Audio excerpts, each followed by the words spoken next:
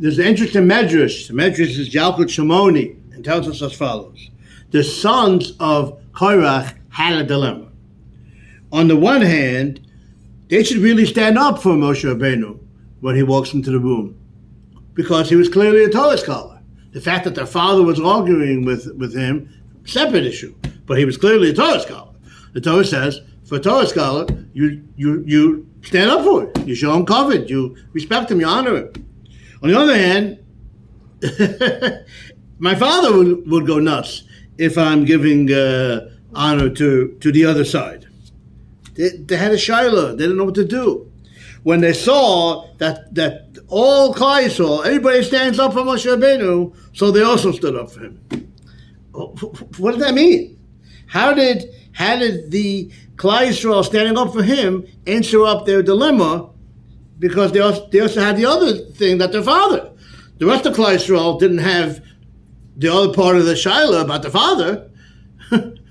But they had the other side, that their father would freak out if they would stand up for Moshe. How did Klal Yisrael standing up answer their dilemma that they were supposed to stand up?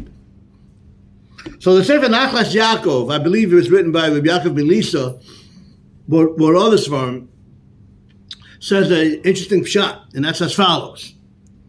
The Gemara tells us in Chulin, how do you know that we go after majority? What's the source in the Torah that you go after majority?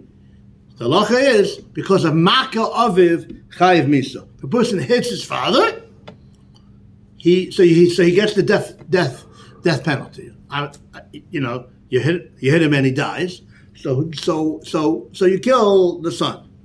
Maybe it's not the son. We always knew who the mother is, but maybe it's not the son.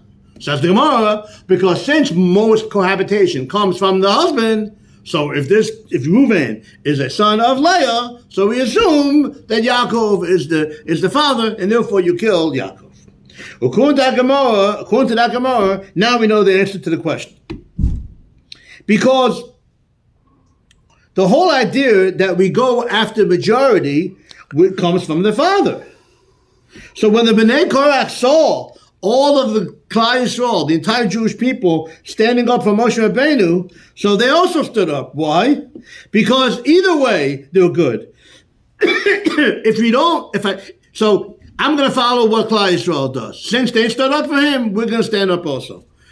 But if I don't go by majority, then I don't have to listen to my father. Because the only reason that this man's my father is because we go by majority. If we don't go by majority, then who said this man is my father? So since the man's only my father based on majority, and majority is standing up for him, everybody else is standing up for him, therefore they also stood up for him. I hope you were able to follow the lumbus, the intricate Talmudic thinking. A Shabbat Shalom.